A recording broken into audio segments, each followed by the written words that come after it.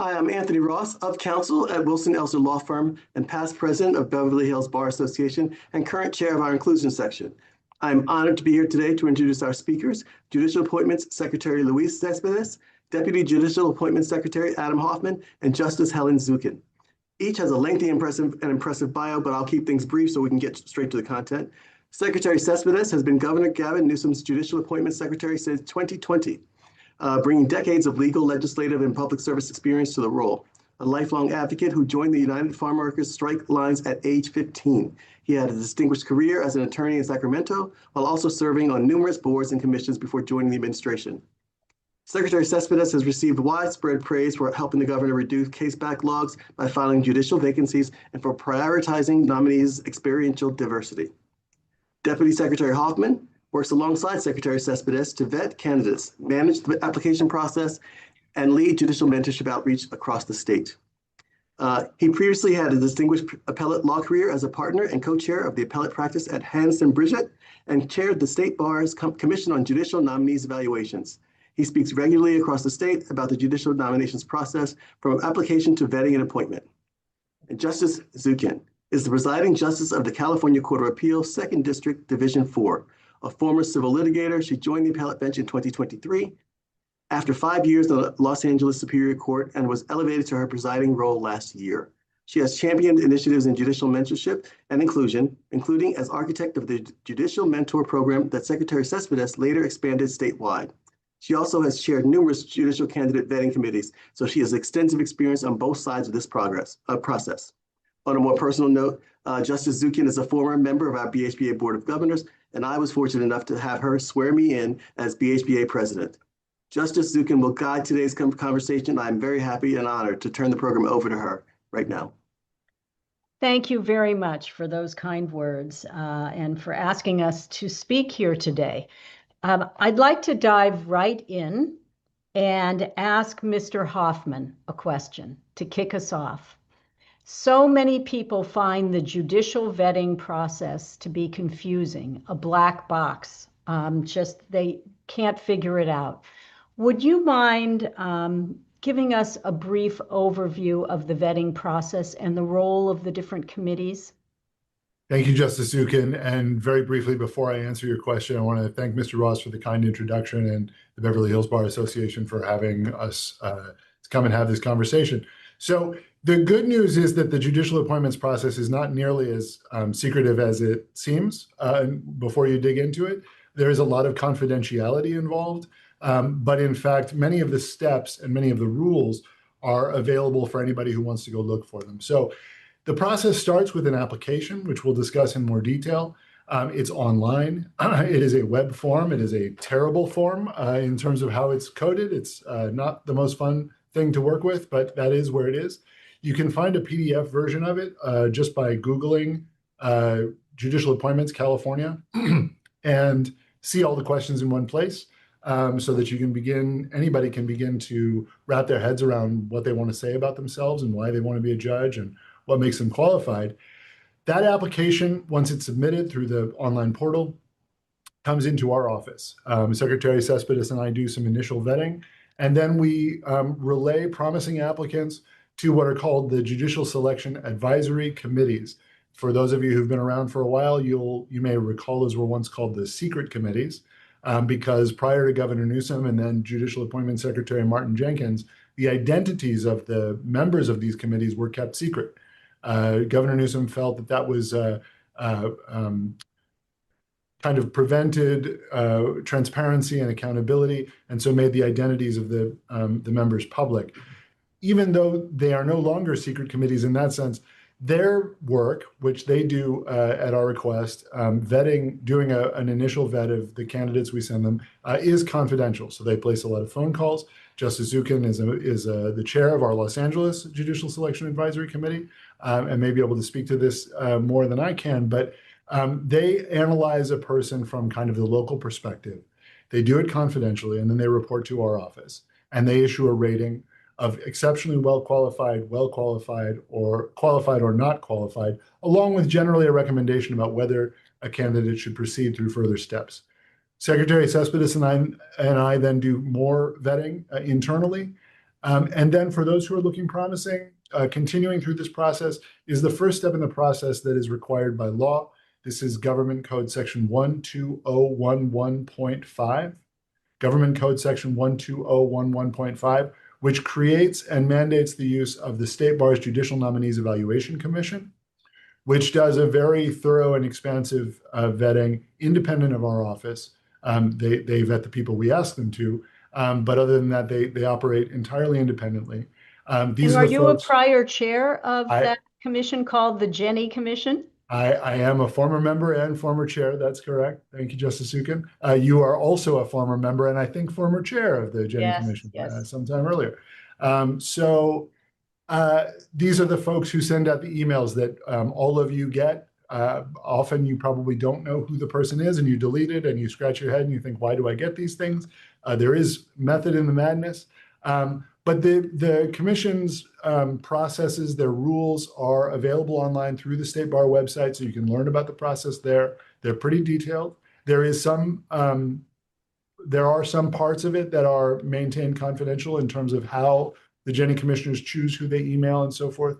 But a lot of the process is prescribed by the rules and available online. The commission interviews the candidate. They advise the candidate if there have been any substantial, credible, and corroborated criticisms or negative matters that have come out through their investigation.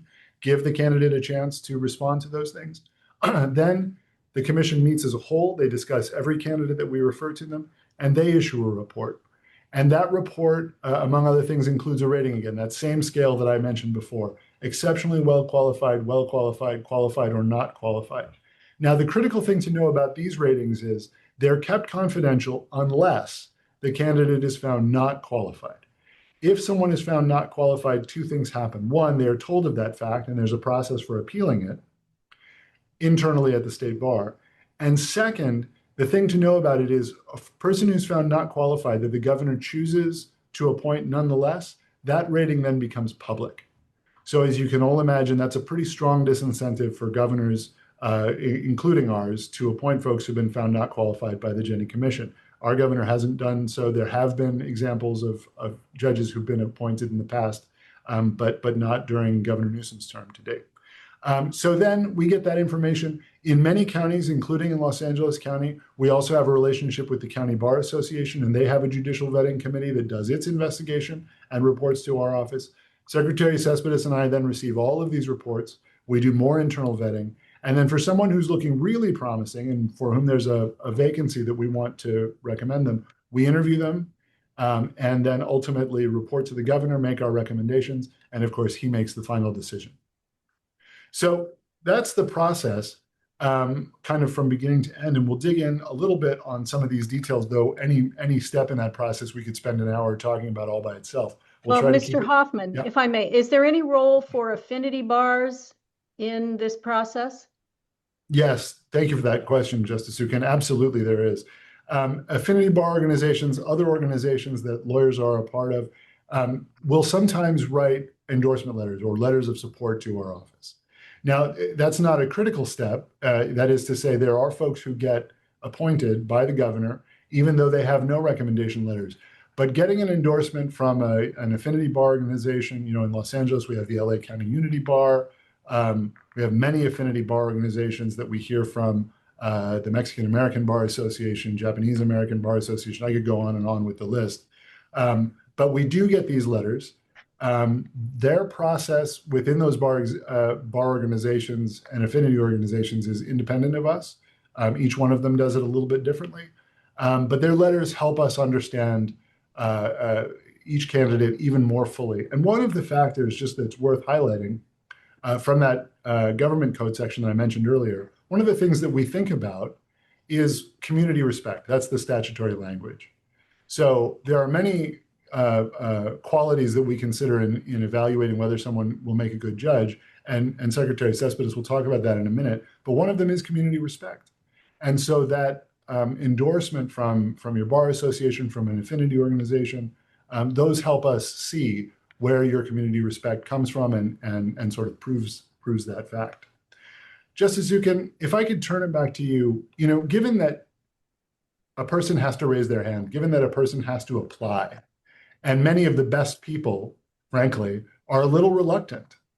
They're the kind of humble person who doesn't think of themselves as, a likely candidate. But it is this critical moment in time where a person has to choose to sort of volunteer and raise their hand for this. One of the things that we've heard is the role that mentorship can play in getting someone over that edge. In fact, we were talking about it before we all got on today. Justice Zukin, can you tell us a little bit about how mentors have shaped your career and helped you get to where you are today? Sure. I know now, looking back on my career, that I would not have advanced at any step in my career from a new lawyer until today, if not for valued mentors who showed me the path forward, the journey ahead. So this applied to the mentors I had for my very first jury trial. I was scared, right? I had no idea how you introduce documents into evidence. Even though I had watched it and read about it, I was petrified. It was a senior associate who sat me down and did the demonstration right before I went to trial.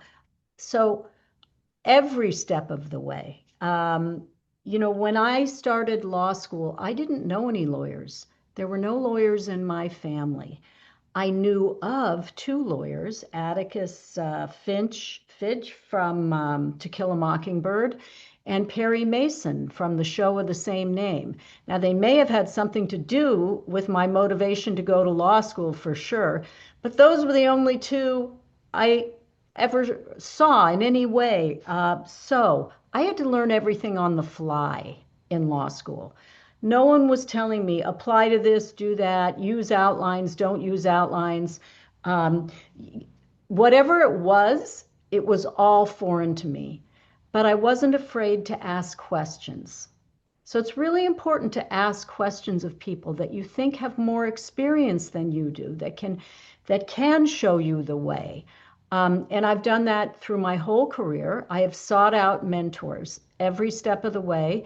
And I still have mentors here where I'll say, gee, I might be a presiding justice, but I need to talk to another presiding justice and ask how they handle something because it's new to me. So with every advancement that we make professionally, we do new things. And when we do new things, we don't know yet, right? Being a judge is learning on the job. And one of the wonderful things about being a judge, I found, is there's a culture of mentorship at the court itself, so that you can literally pick up the phone or stop somebody in the hallway and say, hey, I'm about to do my first construction defect trial. Can I talk to you for a few minutes?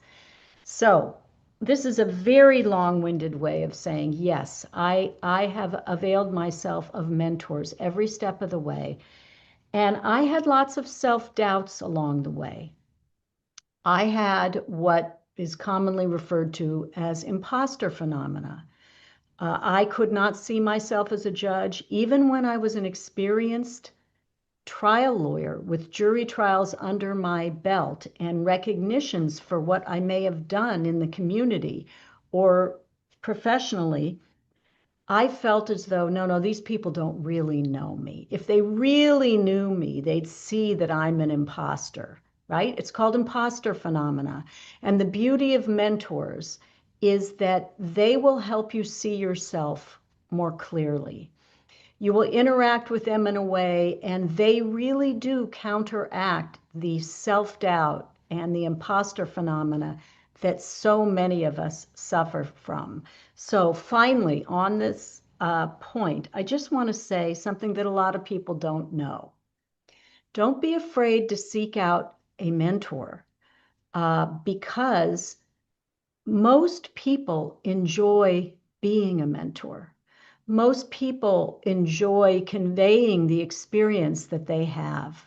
So don't be afraid to ask somebody for help or to explain the road ahead to you.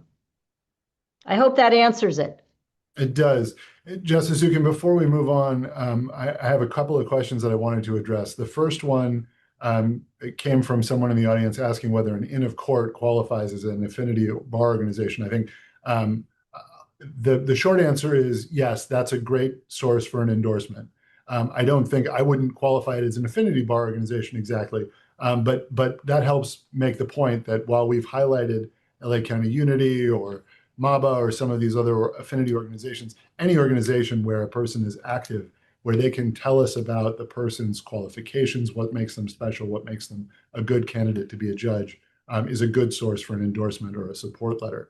So wanted to address that one question. And then we also received one question that was specific to an application, which we can't really discuss specific applications, but the one thing I will say, and Secretary Céspedes may talk about this a little bit as well, is that patience is critical. This process takes a long time. You'll hear about all the various steps, and most of them happen behind the scenes. When a person is sent out to Jenny, they know of that fact.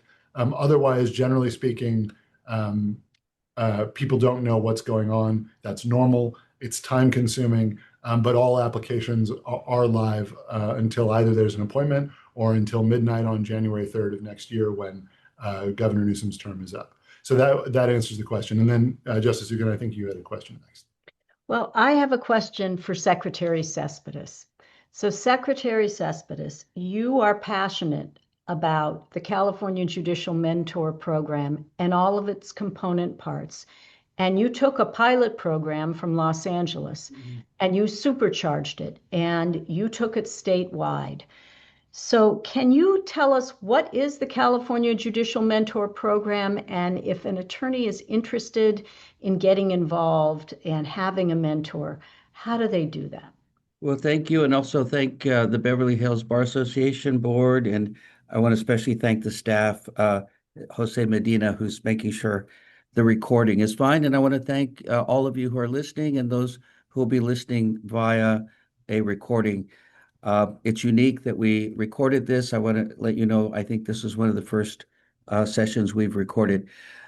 You both have explored the need to overcome imposter phenomenon. In fact, Federal Judge Jeremy Fogel is one of the experts that said if you want to overcome what Justice Zukin and many others have expressed about, I don't think I'm ready, I'm not good enough, getting a mentor is really important.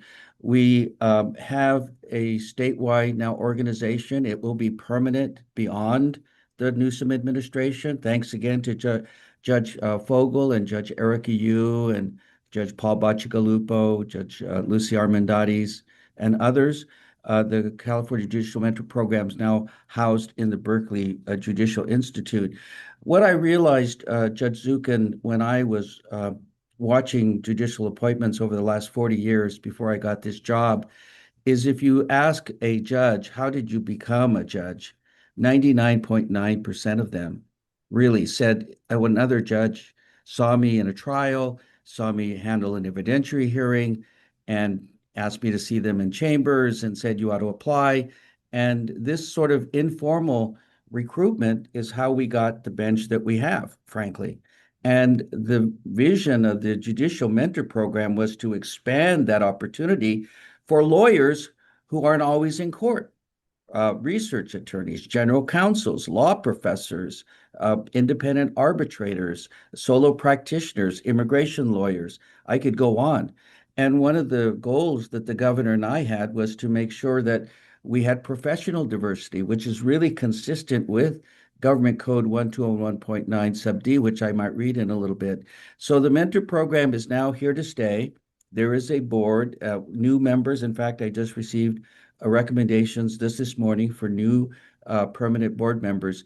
But we also have an appellate mentor program. So judges who are listening and you would like to serve on the Court of Appeal do have a mentor. I will add one other thing. As you all know, those of you particularly who are in law firms and in other organizations, sometimes a mentor will become a sponsor.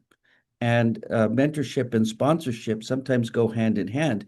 Just make sure you choose the right one and you're guided in the right direction.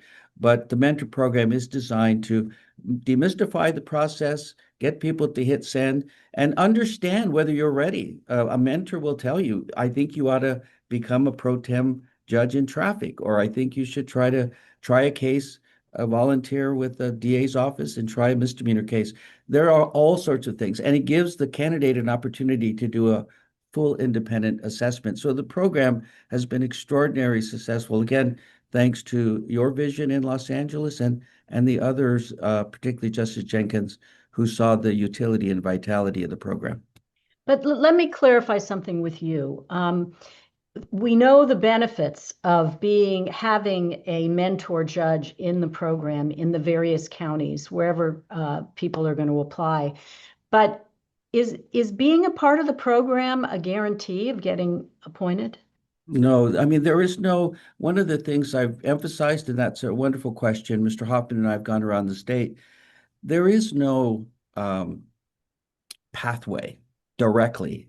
Just because you go to the mentor program doesn't mean you're going to get appointed, and vice versa. You may not. We have many people who have never been through the mentor program and they're on the bench now. So, but it is an opportunity to begin this self-assessment and measure yourself with somebody who is objective and who's trained. By the way, let me just say, most of the mentor judges, just like our JSAC, Jenny commissioners, understand implicit bias. They understand where you're coming from, and they want to make sure that people really are prepared for the rigors of interviews with the county bars, if they have county bars in our program, with the Jenny Commission and others, so that you can walk in there knowing what both your strengths and, frankly, what your weaknesses might be. And just like in any trial, you want to be candid and unto thyself be true, as Shakespeare said in Hamlet. All right, let's turn now to the application. Secretary Céspedes, do you have anything you'd like Mr. Hofmann to point out on the application? I'll jump in. So the application, as I said, is online. There's two versions of it. One is the one that is actually filled out, which is this old form where you have to literally fill it out in the web form. But the other version, and they're both on the same website, is a PDF that you can print up and look at, and I highly recommend people do that.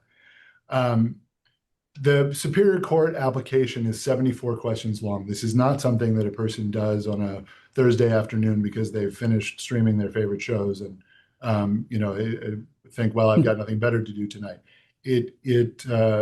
Some of the questions are easy ones: name, address, social security number, things like that. But many of the questions require a deep dive into who the applicant is, what their values are, where they come from, why they want to be a judge, and very detailed questions about their practice, including major cases. And it's not just the cases, it's who did you appear before? What lawyers did you oppose? Who did you work alongside? So it is a process that takes a fairly deep dive. And that's why I encourage people to download that PDF and look at it and begin planning out their answers in advance, because walking through it in the web form, I realize it sounds like I'm joking. It really is pretty clunky and is not an opportune way to kind of go through the process and organize your thoughts. We have a couple of questions about the timing of the application that we'll deal with at the end. So I want to acknowledge that those are there and that we will come back to those questions. Justice Zukin, can I turn it back to you and just ask what your experience with the application was like? Yes. So it does. I agree 100% with what you said, Mr. Hofmann. Filling out the application takes a long time. So you really need to dedicate time, to making sure that it's done well. So having seen many applications by virtue of vetting candidates, I want to point out a couple of things about the application. Question number 39 asks you for the 10 most significant cases in your career. You may have many more than 10. You may struggle to find 10 that you think are significant. Give it thought. What are significant cases to you? Don't just list the last 10 cases you had, because it does ask you, what is significant about this case or something to that effect. And don't just give one word, a habeas petition or whatever it is. You want to give a brief description as to why that case was significant to you. So really think about the cases that you put on there, and they should have significance. They should be important to you. Even if they're a small claims case, whatever they are, they may have a certain significance to you. And small claims is not the right example. But so the other thing is there's question number 27. That's an important one. Question 27 asks you for your background. What is it in your background? And it's a longer question. Your experience, your education, your basically what Mr. Hofmann said, your values, what you believe enriches you and brings you to the bench. What would make you a good bench officer? So think about it. It needs to be answered authentically. You don't approach it for, gee, what values would Secretary Céspedes or Governor Newsom want me to put on this application? You have to approach it from, who am I?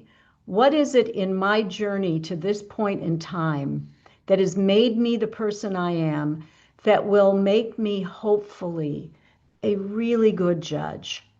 So it really that's your chance to talk about your journey and yourself. Some people give that short shrift. It's uncomfortable to lay it out in an application for people you don't know, but try and be authentic, try and be personal, and answer the question fully. Let me say one other thing. The brevity. Consider your readers.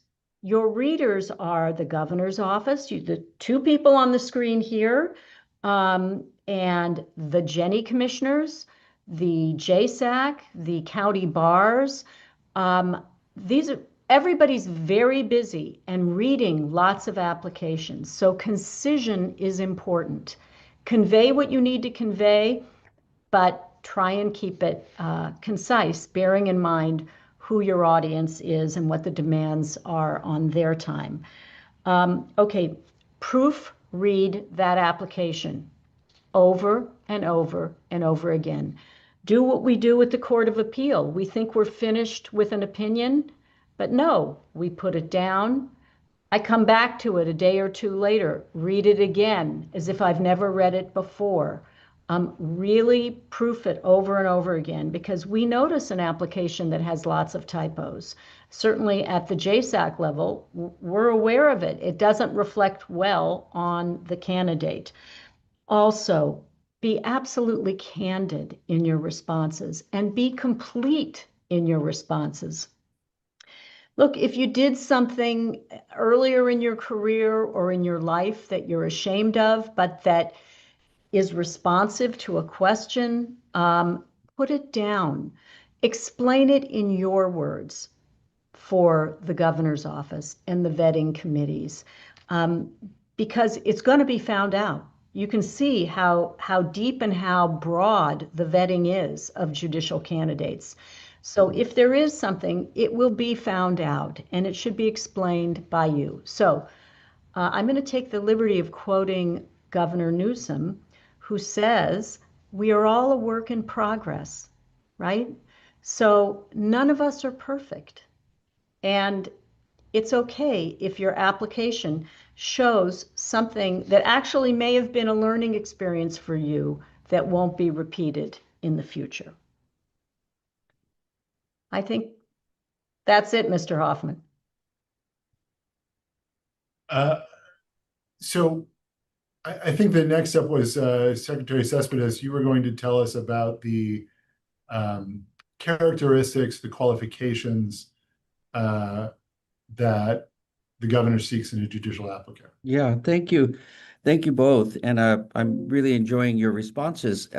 It makes me want to go and start this job all over again 6 years ago. And I will tell you, one of the beauties, as I mentioned to Justice Zukin, this has been such a gift for Justice Gonzalez and Mr. Hofmann and I, and Justice Jenkins, of course, Justice Groban.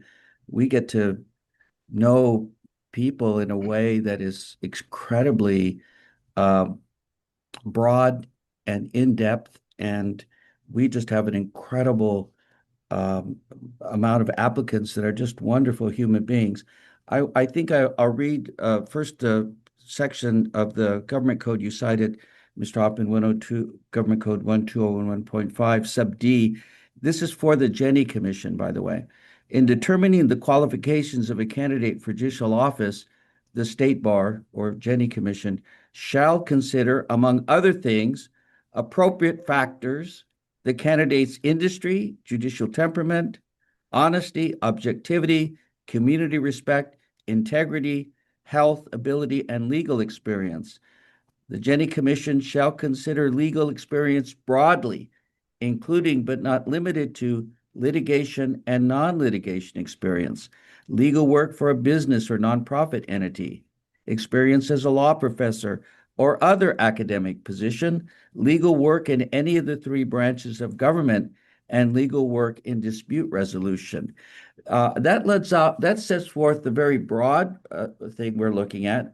Obviously, we can get into more specifics about what the role of a judge is, but the question to me is, what are the values that we're seeking? And I'm going to, those of you who've heard us speak before, in the interest of time, I'll be a little bit more brief, but I might add where some of the sources come from.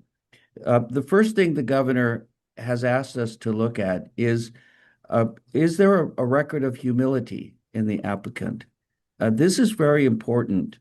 Oftentimes we think of humility as a sort of a soft skill, but it isn't, it's a strength. Humility is the ability for someone to recognize you don't have all the answers, that you may make mistakes, that you understand that you're dealing with human lives, and there is a sanctity to the judicial process that requires the sense of awesomeness that you're going to decide whether a child will move to another state, whether a parent will be separated permanently from their child, whether you're going to grant a Romero motion or not and strike a strike, whether you're going to allow an expert to testify or not that could weigh the case in a different way. But you're also somebody that may be smart and intelligent, but you don't act like it. You have humility. Judicial empathy is another characteristic we're looking at, the ability to suspend your point of view and look at the world from somebody else's perspective. The California Handbook on the 8 Pillars of Becoming a Judge, all of you should read. You could download it, and it defines judicial empathy as an antidote to prejudice. Because if you can stop and check yourself and look at the world from somebody else's point of view, it's going to give you a great deal of understanding as well as insight into the context of what you have before you. We want people who are both intelligent and have intellectual curiosity about the law. In fact, you have to love the law. This is what this is all about. And that means if you've been a probate attorney and you go into a misdemeanor assignment, you're really going to get into understanding the language of an arraignment calendar. As similar to what I just read, honesty and integrity are really important. By the way, that is in your personal life as well as your professional life. Those two things go together. So again, be as candid as possible. And I love that Justice Zukin quoted Governor Newsom on that question of we are all a work in progress. We look at community involvement, but we look at it very broadly. And let me give you some examples. We know that women continue to disproportionately have duties at home and at work. And you may not, during certain times of your career when you're raising children, you can't be the president of the Beverly Hills Bar Association or be active in this or that, but raising your children, participating in your school, doing something good in the community, as well as being active in bar and non-bar activities, it shows a commitment to public service. That's what we're really looking at. A strong work ethic. I think all of you who have been successful lawyers know it, but in a judge, you really are. I mean, I remember calling a young judge on a Sunday just to find out how they were doing, and they were in their chambers preparing for the calendar the next day. It's a really incredible amount that we're asking you to do. You cannot have an independent judiciary if you do not have courageous judges who are not afraid to make decisions on the law and the facts, even if it costs them politically or they're going to be attacked by the media. We already have seen an unprecedented attack on the independence of our judiciary and judges around the country. It is chronic, but in California, we have courageous judges that are willing to protect our Constitution and the federal Constitution in a way that we can all be proud of. We are dealing with people, and as I mentioned, most of the family law cases that are filed will be with self-represented litigants. So we need people who understand human nature, can communicate effectively, orally and in writing, be able to explain very clearly what the process is so people feel heard, that they have an opportunity to present their case, and you're communicating that you are listening to them and that you are making a ruling based on the facts and the law and the evidence. Character and excellence, these are things that are really important. I often quote Abraham Lincoln when he said, any person can withstand whatever may befall them, whatever tragedy that they may confront, he said. But if you want to know a person's character, give them some power. And what we're trying to do with these values and our vetting is to ascertain that character before power is rendered. And that is our goal. Thank you. Secretary Céspedes, can I ask just a couple of follow-up questions? One, I want to address a question that came up from the audience. And while I do that, I want to acknowledge there are several questions from the audience, but I promise we'll get to each of them in turn.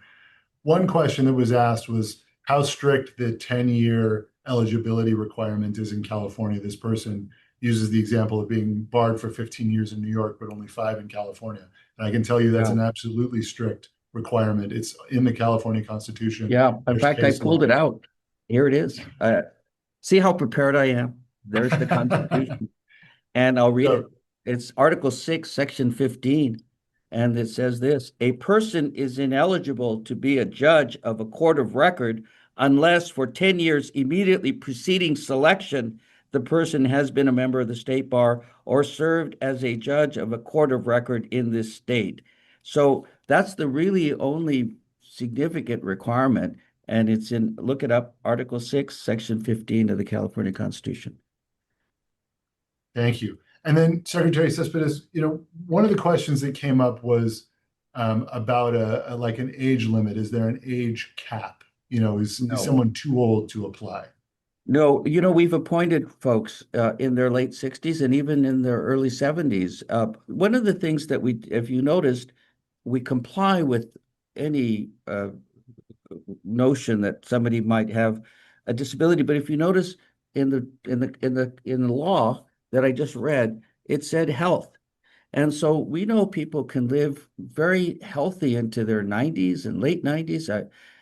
We know people, I don't think that we have that many trial court judges, but we certainly have had Court of Appeal judges in that category. So we obviously look at age, but we also look at how well they're committed to serving, because we want people to serve a reasonable amount of time. And so we have appointed folks with just 10 years of experience because they have incredible life experiences. And we've appointed folks that have 40 years of experience. I'm, by the way, in the latter category. So I hope the governor continues to appoint people who are a little bit aged out. How about a political party? I'm sorry. How about No, that was exactly what I was going to ask. Oh, go ahead. Go ahead. No, you just that's did a it. really wonderful question from both of you. Listen, we and the governor and I in particular, we know how partisan life has become in our world, particularly with social media. But as far as someone's party registration, we've appointed Republicans, independents, declined to state, Democrats, people who were in the Green Party and then switched, all of it. And that is not a litmus test for us. The only thing I will add is you must have our values. And I call them California values. And one of those values is you appreciate what the governor said when he announced the California Judicial Mentor Program, which I'll read. Our state's remarkable diversity is a point of pride and strength that I am committed to advancing at every level of state government. This mentor program supports our effort to identify the best and brightest judicial candidates from throughout the state, contributing to a stronger, more inclusive bench to better serve all Californians. That's a California value. And so we want to make sure that our judges understand that they're in California. You're not in Iowa or Montana or Florida. California is the fourth largest economy in the world. It's a state that's been built by mainly immigrant from the gold rush to the present. And so understanding the vitality of this economy and the educational system that we have and what California means to the world are really important values. I could go on. The environment, protecting the environment, and understanding the importance of civil liberties. And for example, under our California Constitution, we have a right to privacy under Article 1, Section 1. We have a different state, and people have to understand these values, and party registration is de minimis if you have these values. One other question that came in, Secretary Céspedes, I think you've sort of answered it implicitly, but maybe it's worth saying it out loud. Someone asked, is trial experience required? Yeah. So we get this question often, and I will state this. It is not a bar not having trial experience, but it is an extraordinary benefit. Because when you have trial experience, you understand what goes on in a courtroom. You understand what the bailiff's role is, what the various judicial assistance assignments are. You understand how discovery is moved in a criminal case. You understand the role of a judge in a courtroom filled with observers and of course, impaneling a jury. Trial experience is very, very important. But we have what's called transferable skills. And we understand that not everyone, particularly post-COVID, is going to have in the civil arena, 15, 20, 30 trials. We understand that cases will settle on the eve of trial. You may have second chaired a significant case, but not been the primary lawyer, but you have done the motions in limine. You understand what's going on. If you're a research attorney in the Court of Appeal, you've read hundreds, thousands of transcripts. You've made evidentiary rulings. Some people have come, obviously, as commissioners, more others as pro tem judges in traffic court, as well as in small claims or unlawful detainer. So we have transferable skills. But the bottom line is we need to have people who understand the evidence code, know how to get up to speed on it, know what goes on in a preliminary hearing, and has made every effort to understand the role. I know lawyers who have 100 trials, but they could not handle a family law courtroom because they're impatient, they're quick to judge, and they are frankly dismissive and arrogant and feel entitled. I know several surgeons that way. I would not put that person in an unlawful detainer case or a small claims case. And that's the case. Why have them? So trial experience can be overblown, but we do have what we call transferable skills. And the government code section I just read about weighing litigation and non-litigation experience, that's why that statute is there. Because we want to make sure that a broad section of people are eligible to serve. If I may add to that and emphasize what you just said, Secretary, I had trial experience before I was appointed to the bench, and I went into family law and then into civil trials. And I can tell all of you that I wouldn't be that concerned about not having it or not having what you think is enough, because being a judge is on-the-job training. Mm-hmm. You have to be in there. It's one thing to make an objection. It's another thing to in real time with a witness on the stand, with a jury waiting to have lunch, to have to rule on an objection. Boom, just like that. So you learn it as you go along. So I think it's important to have a sense of the courtroom, but it's really a job you learn day in and day out once you're wearing the robe. Great. Thank you for that. One more question that came up about qualifications that I'll just answer quickly. It has to do, the person who asks describes kind of a non-traditional path, including education abroad and then becoming a lawyer here, maybe through an unaccredited law school. But what I would emphasize is two things. One, again, that constitutional provision that Secretary Céspedes mentioned, the only legal limitation is 10 years barred in California continuously. And we have seen several people come through who are now sitting on the bench who came from unaccredited law schools and other non-traditional paths, folks from Canada and other places. So that is something that is not a kind of a major obstacle. For the sake of moving us along, I think I talked at the outset about the vetting process. Justice Zukin, can I ask you just to talk a little bit about your experience going through that process? Sure. I have gone through the process 3 times. I've submitted 3 applications and been vetted fully 3 times. It doesn't get easier. It's a difficult process, and it's a difficult process for all of us, no matter how experienced you are, no matter how many awards you've received or how many trials you've had.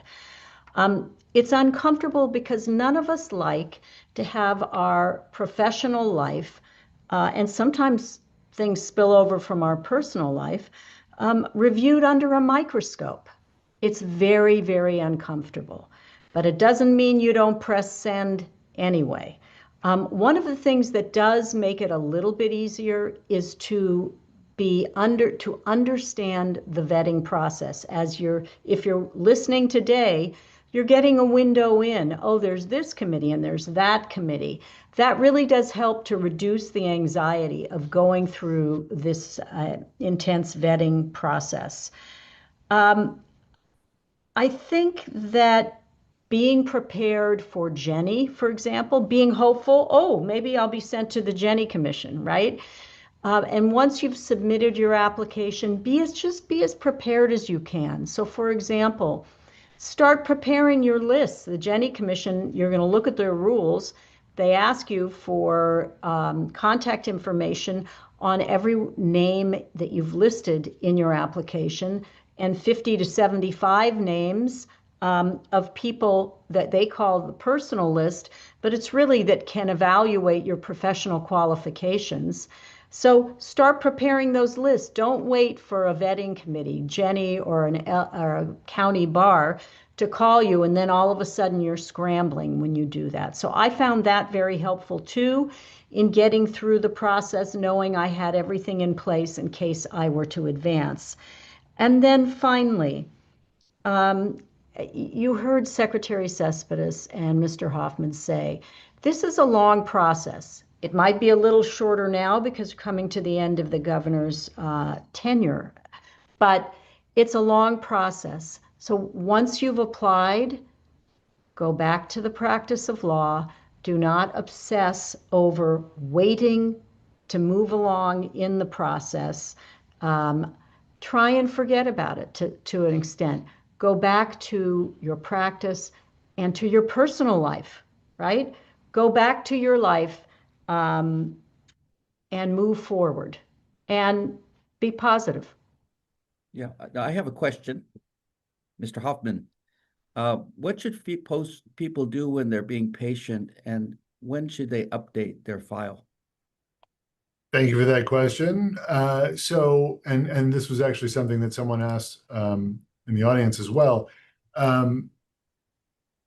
There are 2 things that can happen. One is to get letters of support and endorsement, like we talked about before, either from organizations or from folks you know in the legal community or even in your private life. The critical thing to know about those letters, we talked a little bit about the organizational letters, but they have to be based on who you are and what makes you a good judge. And so, I think there are probably historical reasons for this. People will get their Congress member or their state assembly member or state senator to write them a letter, somebody they don't really know who, maybe is a constituent and just applies for support. But the letter says, I hear Mr. Céspedes is a lovely guy. Good luck to you. That doesn't really help us very much. What we need are letters that can speak to the qualities and qualifications that Secretary Céspedes talked about earlier. So that's one thing that people can do, is just work on getting those letters as a way both to keep us aware that you're still interested and to highlight the values and the reasons that the governor should consider you for appointment. The other thing to do is, if you have a significant development in your professional life, to send us an update. And the way I like to think about that is, if there is something that happens in your life that you would have put in your application if you submitted your application after that thing happened, then you should update us about it. For example, if you have a new case, a new trial, or other, promotion at work that you would have put into your application if that event had happened previously, then send us an update. We don't need to know about every time you respond to interrogatories in a case, or oppose a motion to dismiss or something like that. But when there's a significant development in your life, in your profession, send us an update, and those can be very helpful. Thank you. Justice Zukin, I have a question for you. If I'm in Los Angeles and I live in Los Angeles County, but I was born in Riverside County, I have family there, can I apply to both Riverside and Los Angeles? Well, yes, we frequently see candidates that on their application are requesting more than one county. But I should turn the question back to you. How is that viewed in the governor's office if someone has got more than one county? And is there a benefit to that, particularly in small counties? Yes, there is. And thank you for throwing it back to me, because we have instances in some of the rural counties where we don't have enough applications. And Mr. Hofmann and I often tell the story. We had someone who grew up in a Northern California county, but their practice was primarily in Southern California. They had deep roots in this county and decided they'd wanted to move back. And it actually helped in our effort to get a significantly skilled lawyer in civil litigation in a county. Remember, when you're in Yosemite County or Modoc County, you're doing everything. You're doing the criminal, you're doing the civil. So it's hard to find lawyers that have the capacity to do all this work. So we encourage it. And of course, one of the beauties of the mentor program is you can get a mentor from another jurisdiction if you'd like. So if you're in Southern California and you grew up, say, in Redding, you can call Judge Botke and he'll get you a mentor up there in Shasta County. So we encourage that. And particularly now with the end of our term, we will be filling every vacancy. But that's why we're here today speaking to all of you, is to make sure that you get your application. Time is running. Mr. Hofmann, what is the importance of the change of the administration? If I fill out my application now and I'm not quite through the gate, should I just abandon my application, or what are your views, having been part of the process as Jenny Chair and now in the governor's office? Yeah, it's a great question, and something we're thinking about more and more, and hearing more and more people express concerns about, and even got a question through the system here about, shouldn't I just wait until 2027? I would say no. As you all have heard, the process is time consuming. And as anyone who's paying attention to the news knows, we don't have a lot of time left. So that window is starting to narrow, but it won't close until midnight, January 3rd, 2027. Secretary Céspedes keeps telling everyone that he's going to be the last one to walk out of the office. So, and I mean that not facetiously, we could see appointments right up until Sunday, January 3rd. That said, it is true as a practical matter that the window is getting narrower and narrower as time goes on. And that is still not a reason for people to pause on their efforts, because as a practical matter, the next governor's judicial appointments process will look very much like ours. With a little bit of luck, the next governor will share Governor Newsom's values. That's certainly something we hope for. But even if that isn't true, the process will be essentially the same. The application will look very much the same. The Jenny Commission will still exist. The JSACs will probably still exist. So what you've heard today is a description of the process in some ways specific to Governor Newsom, but 80 to 90% of that process will look exactly the same next year as it does this year. And so the good news for someone who works on their application now, doesn't make it in time just because of the limited opportunities that remain before the end of our term, that application will cease to exist at midnight, January 3rd, 2027. All the applications in our office get archived at that time. But you will have done the work. You will have done somewhere between 80 and 95% of the work and will be ready to be amongst the first applicants for the next governor. And so I encourage people not to think of that as wasted effort. That ties into a question that came up in a couple of different ways, having to do with folks looking at the Judicial Mentor Program. And so I wanted to pose that to both of you. One person asked whether someone who's already submitted an application can get involved in the mentor program, and the answer to that, I believe, is no. Once your application is in, you're sort of out of the system. But what about someone who's looking farther down the road? They're not really ready to hit submit on their application right now, but they're thinking about it for the future. Can they get involved in the Judicial Mentor Program? Do either of you have thoughts about that? Justice Zukin? Well, when the program was initially set up, it was set up to be independent from whoever from the governor's office. The program would not be what it is today if not for the governors, this governor and Secretaries Jenkins and Céspedes. But the program will continue. It doesn't matter who the next governor is, what the administration is. The program is a group of volunteer judges and justices that are mentoring, and that will continue now because we're independent. So please apply. If you want to apply, but you're not ready to apply to the bench, apply to the mentor program. Get the process started, and you can continue it on in the next administration. Yeah, and if you do that, you'll have more time to do what we call seasoning. Many times our JSACs will say, do not send to Jenny, little more seasoning, perhaps watch the candidate as they move. If you're in that category, a mentor could give you very solid advice about what you can do to enhance your application. So the mentor program is wonderful. The judges who serve on the mentor program are extraordinary. And the leadership of the mentor program, I think, has been extraordinary as well. We have seen a number of our judges. Again, it's not a pipeline. Let me make that very clear. But we have had anecdotally people tell us, I would not have applied if I did not have a mentor to advise me that I'm ready. And we have seen the results. We have seen a very high degree of camaraderie, of commitment to public service. The face of the judiciary has changed, not so much externally, I would say, although all of you read the statistics, but it's an internal thing. We have found people who are kind, who are firm but fair, but also can be impartial and are genuinely good, great human beings with an incredible commitment to the rule of law and to access to justice.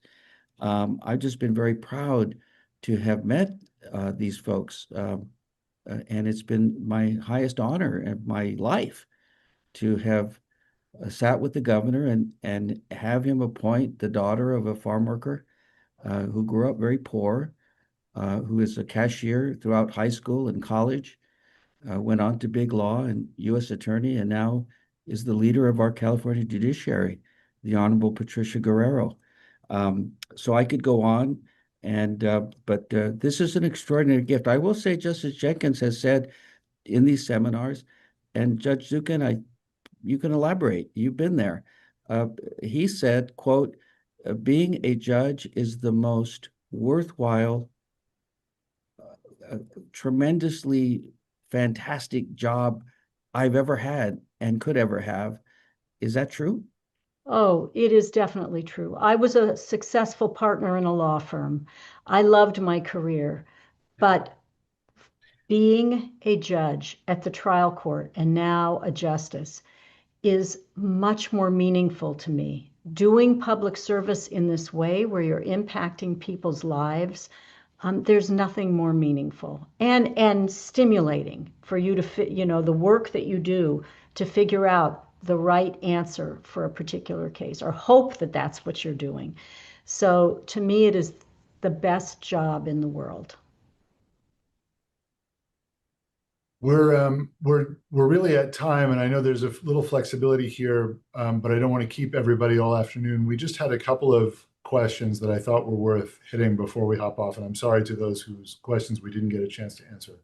But very quickly, there was sort of a technical question about letters, and letters of support coming in. There's a email address on our website where the judicial application is, judappts@gov.ca.gov. Again, it's on the website where letters can be sent directly from the authors.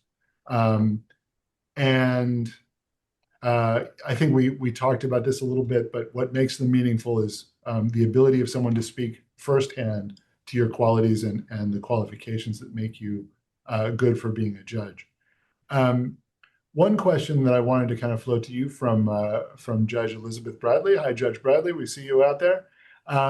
Is a concern that she hears from some applicants about getting too personal about their life experience, deviating too much from kind of substantive legal qualifications in their answers to the application. Secretary Céspedes, do you have any thoughts about that? Well, I think it's probably worth those of you who have not read it. I think I should read question 27. And I'll just read it. Justice Zukin made reference to it, and I'll just read it. Question 27, describe your personal background, character, personality traits, professional and life experiences, education, training, and/or skills which make you qualified and suitable for a judicial appointment and which you believe enrich your ability to serve as a judge.